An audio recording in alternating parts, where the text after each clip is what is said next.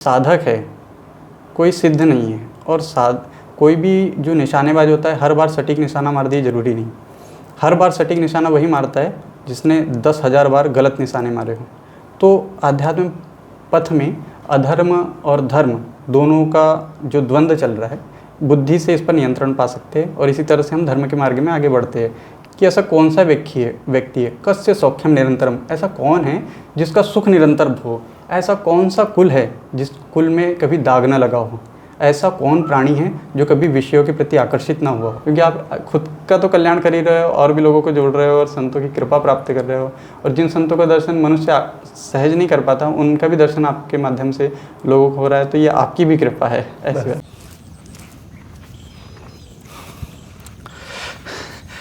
हर हर महादेव, जय गुरुदेव। संतों के चरणों का दास, आप सभी का भाई छोटा दास।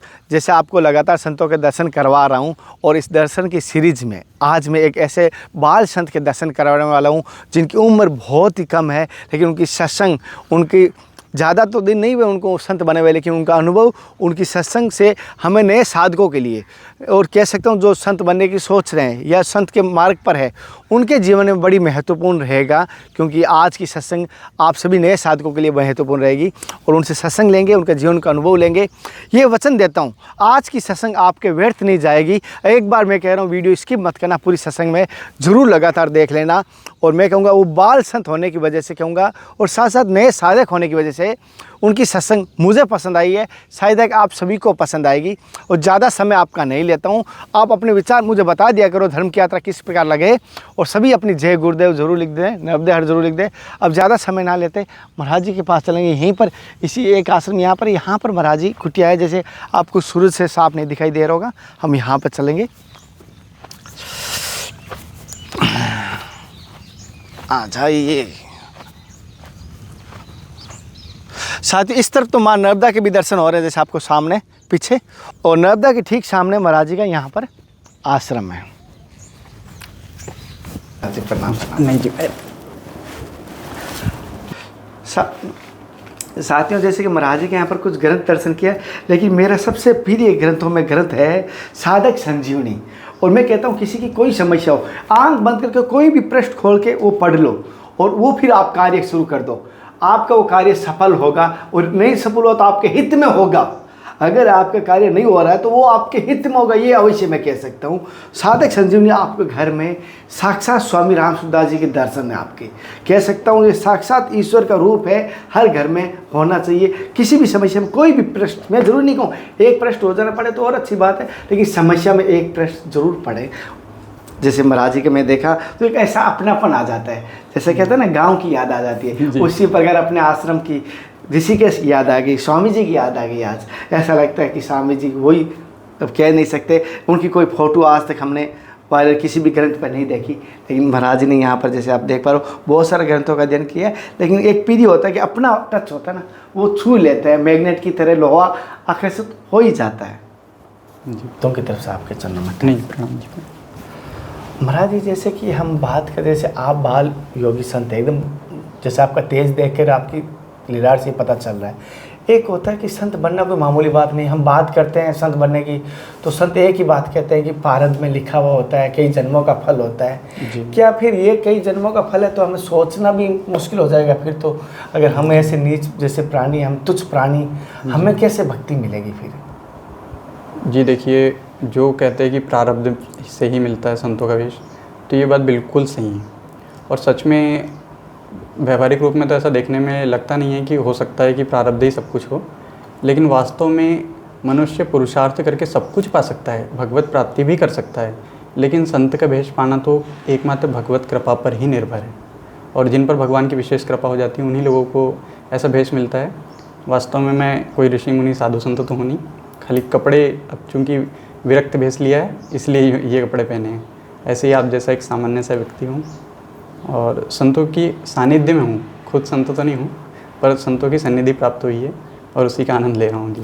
तो महाराज, जैसे कि ऐसा कोई संत बन आपने कह दिया, लेकिन कहीं ना कहीं कोई घटना घटती है संत बनने के पीछे। कोई ऐसा कहना कि मैं संत, कोई घटना नहीं घटी, लेकिन आपके साथ क्या घटना घटी कि आप इस मार्ग पे आए?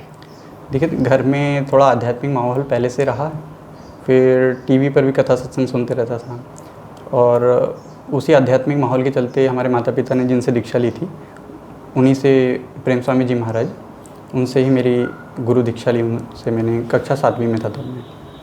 और फिर धीरे धीरे अध्यात्म में रुचि जगने लगी। धीरे धीरे बड़े शहरों में भी रह कर के अध्ययन हुआ। वहाँ का जो भौतिक वातावरण था, विषयों के प्रति लोगों का आकर्षण, मांस मदिरा का भक्षण, युवाओं में व्यसन, और इन्हीं चीज़ों के प्रति फिर मेरा और विषयों के प्रति आकर्षण, रुझान, उससे बचने का एकमात्र उपाय था भगवान की शरण में जाना।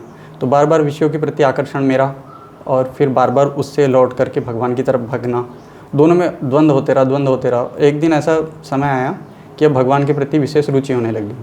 और फिर धीरे धीरे मैं जब बाहर, मतलब दिल्ली में भी पढ़ा हूँ 1-1.5 साल, तो ऐसा बाहर रहा तो वहाँ पर मेरा भाई भी साथ में रहता था।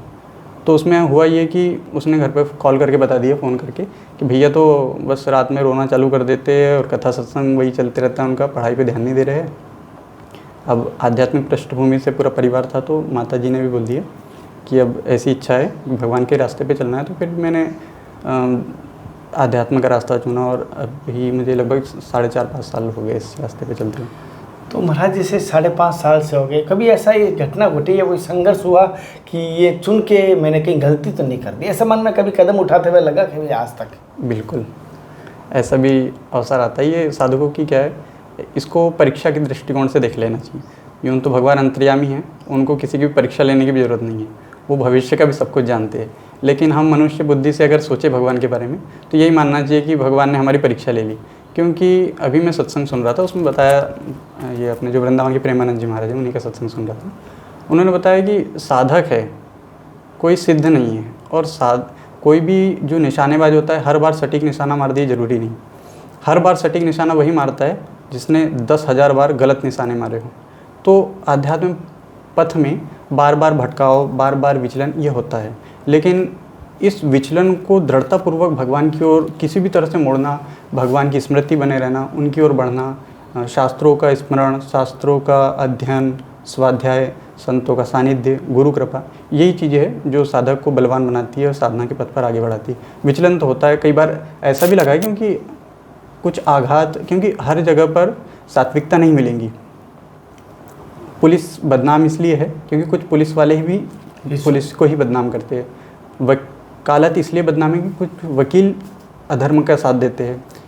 ऐसे ही हर पक्ष में देख लो, बिजनेसमैन इसलिए बुरे कहलाते हैं क्योंकि कुछ ठगी बन जाते हैं उन्हीं में से।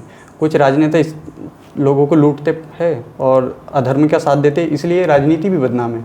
तो ऐसे ही संतों में भी जहाँ पर कहीं अधर्म नीति, अधर्म का साथ देने वाले साधु वेशधारी मिल जाते हैं, तो ऐसी जगह से भी कई बार व्यक्ति को बड़ा आघात पहुँचता है। तब ऐसा लगता है कि यार अब साधु के रास्ते पर ऐसा, तो फिर बड़ा विचलन हो जाता है। कई बार तो अश्रद्धा जैसी स्थिति बनती है।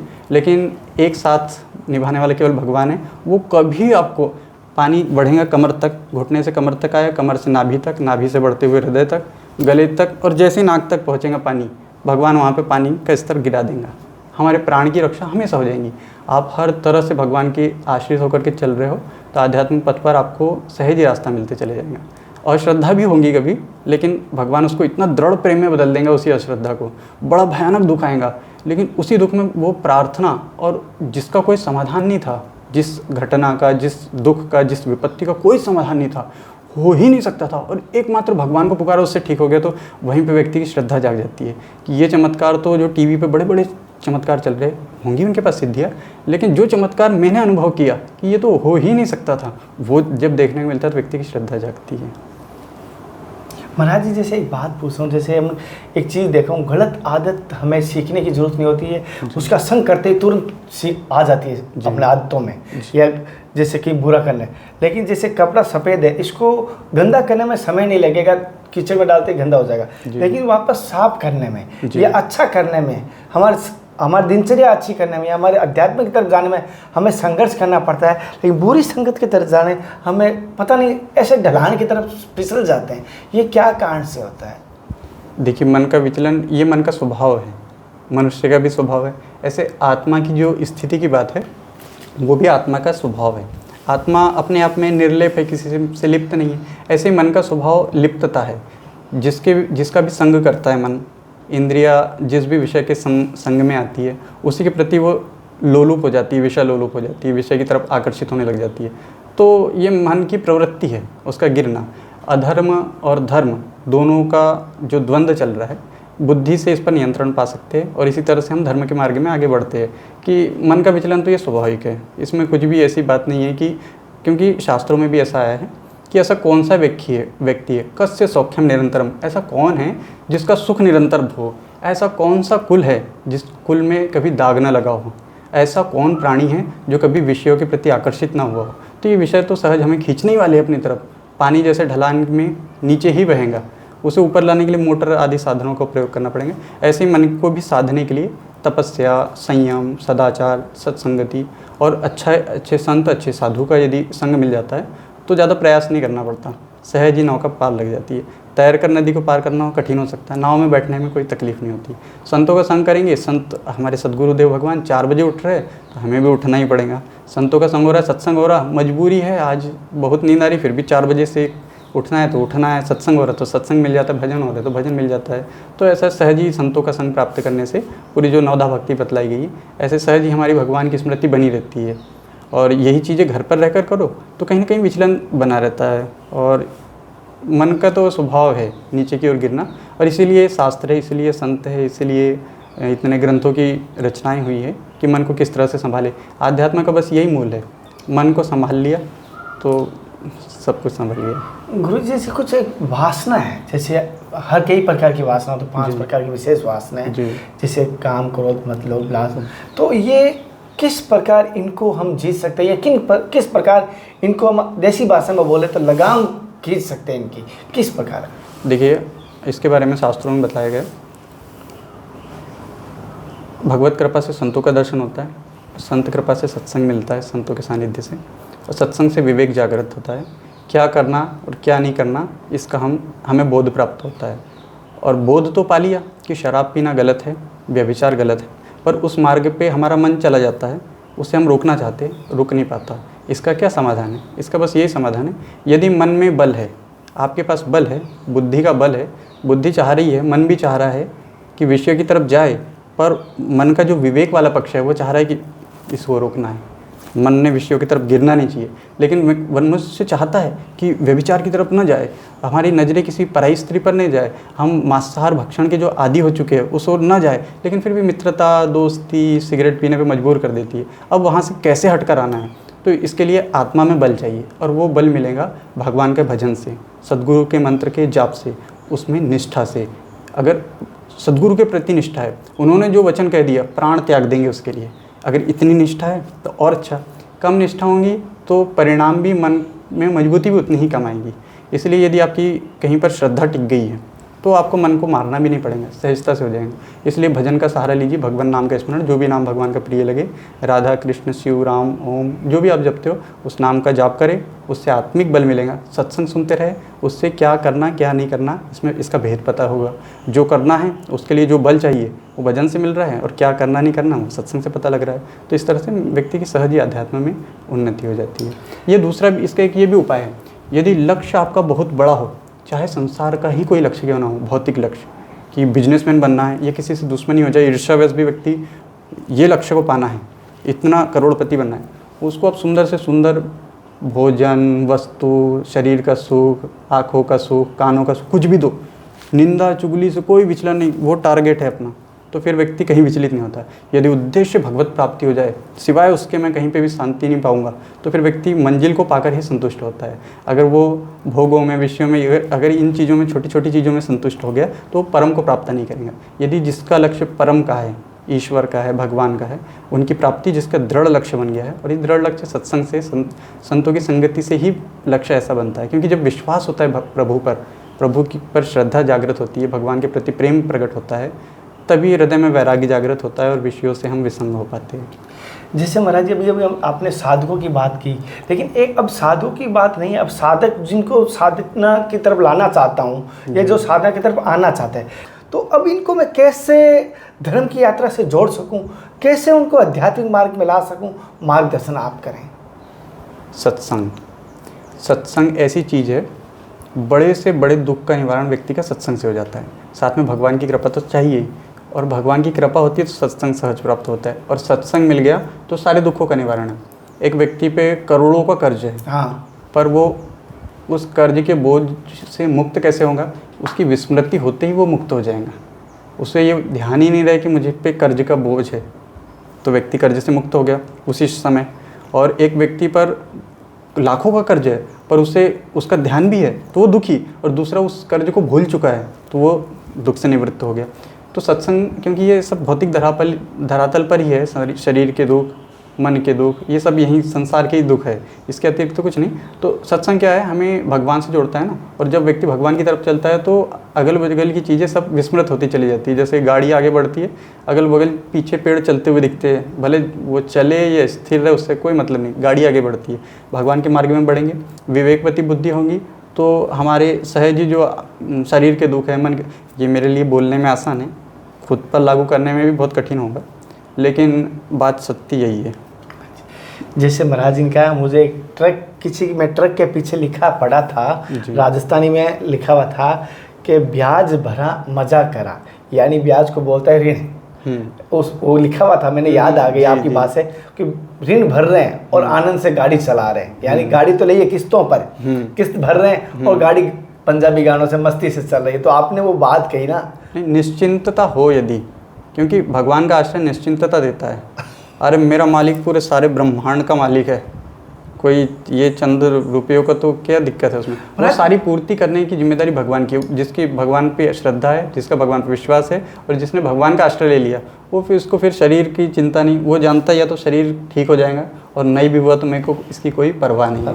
वो एकदम निश्चिंत रहता है, एकदम मौज में, कोई चिंता की बात। महाराज जैसे अभी एक चीज़ चली है समाज में कि जैसे कोई पर्चे बनाते हैं या मंत्रों के द्वारा दुख हारे जाते हैं, या जादू टोना से होता है, क्या इसके तरफ आपके क्या विचार है, क्या रुझान है? देखिए, हम किसी को हमारी दृष्टि में वो निर्दोष दिखते हुए भी उसको कष्ट पहुंचा सकते हैं हम, लेकिन अगर कोई भगवान की दृष्टि में निर्दोष है तो उसको स्वयं भगवान भी दंड नहीं दे सकते। अगर हमारी दृष्टि में कोई निर्दोष है तब भी हम उसको जाके पीट सकते हैं, लेकिन हमारा उसको पीटना भी, अगर भगवान की दृष्टि में व्यक्ति निर्दोष है तो हम उसको चाह के भी पीट नहीं सकते। तो बस यही है कि कर्म का फल ही व्यक्ति को मिलता है, कर्म का फल। अगर आप उस कर्म के फल से निवृत्ति चाहते, जैसे कोई बीमार हो गया और उसने दवाई खा ली, ठीक हो गया, तो दवाई खाने से ठीक नहीं हुआ, दवाई उसका उपचार है, उसके पाप का प्रायश्चित है। धन्वंतरी भगवान ने आयुर्वेद का जन्म दिया, औषधियों का निर्माण किया, सारी औषधियाँ वनस्पतियाँ उनसे उपजी, तो वो भगवान की कृपा प्राप्त की। वो जो प्रसाद है, औषधि जो दवा है, वो भगवान का प्रसाद है, प्रसाद रूप से वो दवा को पाया और उससे रोग की निवृत्ति हुई। तो पाप कर्म क्या था? किसी को पीट देना, मान लो किसी के बिना मतलब के लड़ाई झगड़े कर लिए, उस अपराध के बदले रोग हो गया, अब सर्दी खांसी का रोग हुआ है, दवाई ले ली, औषधि खा ली, वो उसका प्रायश्चित हो गया।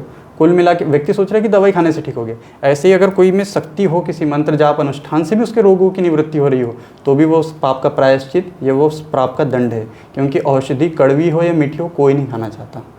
इंजेक्शन लगने में अगर बहुत ज़्यादा तकलीफ ना भी हो तो भी कोई नहीं लेना चाहता। तो ये सारी चीज़ें वो है जो मन को दुखी करके ही समाधान व्यक्ति पाता है। अगर किसी बड़े सिद्ध बाबा के पास गए, कहीं पर भी गए, हम साधुओं के पास गए या कहीं पर्चे लिखने वालों के पास गए, तब भी वहाँ पर भी अगर समाधान हो रहा है तो हमारे कर्म के फल के अनुसार ही हमें समाधान मिलेगा। अगर आपने दुष्कर्म, गलत कर्म, दुराचार किया है तो कितने भी पर्चे लिखा लो, आपके जीवन में सुख आ नहीं सकता।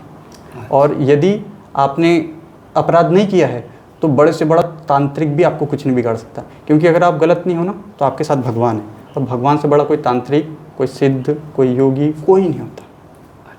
महाराज जैसे एक बात जानना चाहता हूँ, जैसे कि कहना नहीं चाहिए, हर किसी की इच्छा होती है भगवान के दर्शन। आपकी ऐसी इच्छा है कभी कि भगवान के दर्शन हो? देखिए, जब मैं इस रास्ते पर निकला था बड़े ही अबोध था, और अब उससे भी ज़्यादा अबोधता आ गई है। तो इतना ज़्यादा ये इतना समझ में आया मुझे कि भगवान को पाना तो भगवान के हाथ में है।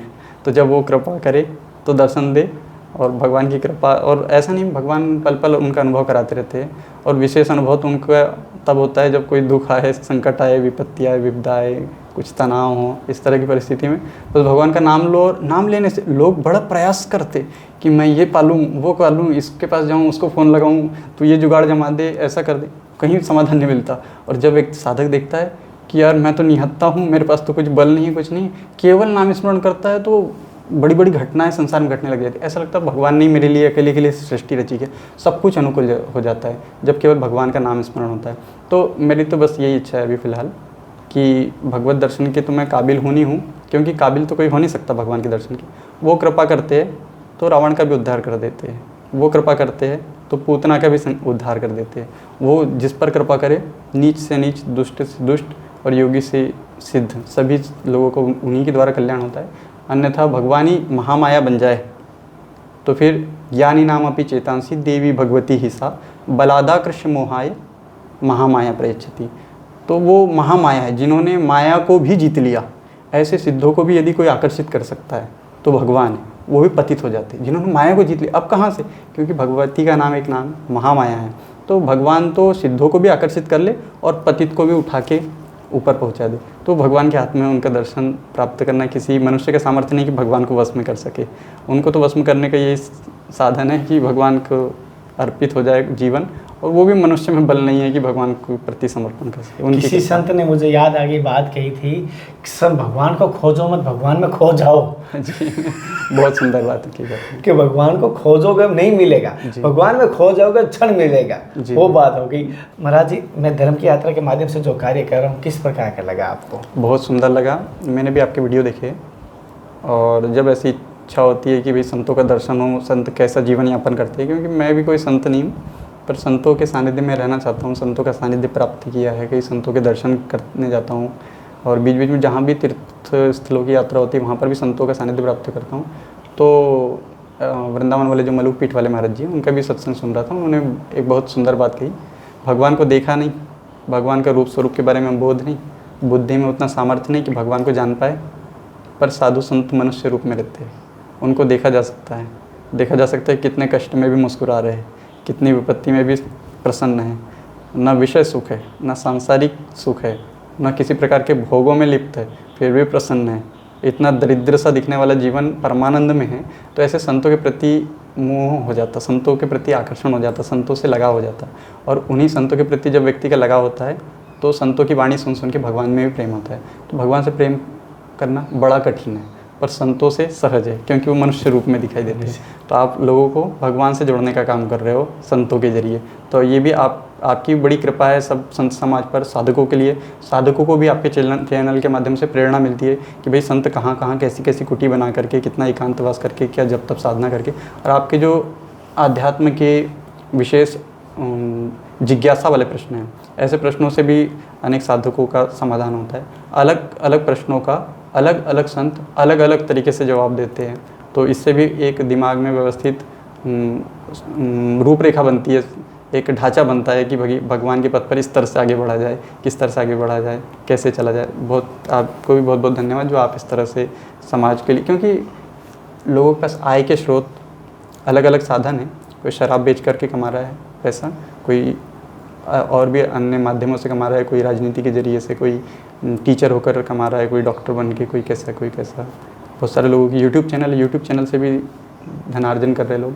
लेकिन एक होता है ना कि अपना भी हित हो जाए और लोगों का भी हित हो साथ में, तो ये बड़ा ही श्रेष्ठ काम है। बस यही व्यक्ति को भगवान से जोड़े रखता है, और इससे क्या आपकी भी भगवत स्मृति बनी रहती होंगी। तो भगवत प्राप्ति करना बड़ा सरल है ऐसे, इस तरह से भगवान से लोगों को जोड़ करके, क्योंकि आप खुद का तो कल्याण कर ही रहे हो और भी लोगों को जोड़ रहे हो और संतों की कृपा प्राप्त कर रहे हो। और जिन संतों का दर्शन मनुष्य सहज नहीं कर पाता, उनका भी दर्शन आपके माध्यम से लोगों को हो रहा है, तो ये आपकी भी कृपा है। ऐसी बात महाराज जी, मैं तो ये हो गई, जैसे माँ नर्मदा में जब जल पीने जाता हूँ और मेरे पास कमंडल है और यहाँ पर कोई साधु प्यासा है तो मैं उस कमंडल के माध्यम से वहाँ तक पहुँचा देता हूँ। मैं पहले से दर्शन करता था, तो किसी ने कहा भाई अपने वीडियो भी बना लिया कर, हमें दर्शन हो जाएगा। फिर उसने कुछ सिखाया थोड़ा बहुत मुझे, उस धन्यवाद उनका कि उसके माध्यम से आज हजारों संतों के दर्शन लगातार हो रहा है। जी, आपको माध्यम बनाया भगवान ने, ये विशेष कृपा है भगवान की। साथियों, जैसे महाराज जी सत्संगली थोड़ा सा भाव जो संतों की बात है, बहुत सारे कहते हैं संतों के एड्रेस बता दिया करो। मैं एड्रेस इसलिए नहीं बता पाता हूँ महाराज जी, क्योंकि संत गुप्त एकांत में तपस्या करता है। और आज के समय में तामसिक और मतलब कह सकते हैं सांसारिक इच्छा रखने वाले, बहुत सांसारिक सारे इच्छा रखने वाले, और बहुत सारे मंदबुद्धि वाले भी क्यों, भगवान उन्होंने बुद्धि नहीं दी कि वो सट्टे के नंबर के पीछे संतों के साथ मारपीट कर देते हैं। ये बहुत सारे दूसरे धर्मी वाले होते हैं, जैसे आप जी, वो भेष बदल के संतों को परेशान करने जाते हैं, फिर वो सोचते हैं कि वैसा बंदा आया था, लेकिन वो भेष बदल के। ऐसी कई घटना होने के बाद मैं आपको संतों के एड्रेस गुप्त रखता हूँ। जो सार्वजनिक है, आपको स्थान सार्वजनिक है, लेकिन संतों की जो गुफाओं में, कंदराओं में जो तपस्या कर रहे हैं, उनका एड्रेस मैं नहीं बता सकता। महाराज जी के सामने भी मैं बात कर रहा हूँ, क्योंकि उनको एकांत साधना, वो मन आज्ञा नहीं होती तब तक नहीं बता पाते। जी जी। मैं भी यहाँ पर संतों का सानिध्य प्राप्त करने के लिए यहाँ रह रहा हूँ। संतों का सानिध्य मिल रहा है, हाँ। कृपा है भगवती जी की। महाराज, कोई गलती हुई तो माफ़ करना। नहीं जी। साथियों, आज की सत्संग आपको कैसी लगी मुझे ज़रूर बताना। महाराज जी ने अपने जीवन का अनुभव और सरल सहज बताया, जैसे ब्रह्मानंद जी की मुखारबिंद की कही हुई बात की, राजेंद्र दास जी कही हुई मुखार की बात की। मतलब उन्होंने अपना ऐसा नहीं कहा कि मैं कह रहा हूँ, मतलब संतों को प्रतिनिधित्व किया। ये संतों की बड़ी बात होती है। कई संतों के मंदिर में जाओगे ना, आपको ये भगवान महादेव का हाथ लगाओ, हनुमान जी के लगाओ, अपना कभी नहीं कहेंगे। ये संतों की बड़ी एक पहचान होती है कहने को। महाराज जी, आपका शुभ नाम? मेरा नाम ब्रह्मचारी प्रतीक। अच्छा, आपका परम सदैव गुरु जी का नाम महाराज जी? हित प्रेम स्वामी जी महाराज। अच्छा, तो साथियों, जैसे कि महाराज जी के नाम से मैंने आपको बता दी, मैं भूल गया था स्टार्ट में पूछना, तो माफ़ी चाहता हूँ। अगली सत्संग से फिर मिलते हैं, तब तक जय हिंद, वंदे मातरम, हर हर महादेव, हर हर कृष्णा, नर्मदे हर, हे नाथ, हे मेरे नाथ। मैं आपको बोलूँगी जय गुरुदेव, जय श्री।